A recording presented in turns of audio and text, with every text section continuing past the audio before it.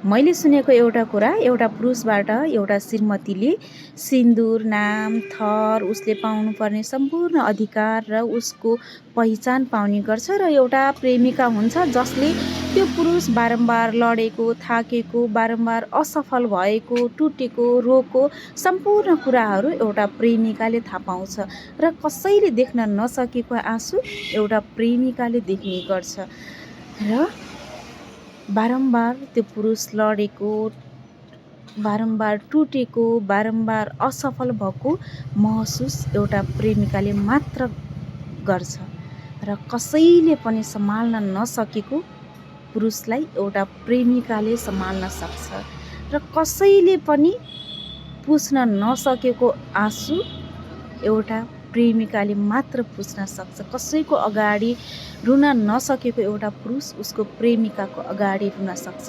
त्यसैले श्रीमती कहिले पनि प्रेमिका हुन सक्दिनन् र प्रेमिका कहिले पनि श्रीमती हुन सक्दिनन्। यही त छ एउटा प्रेमिका र श्रीमती बीचको फरक।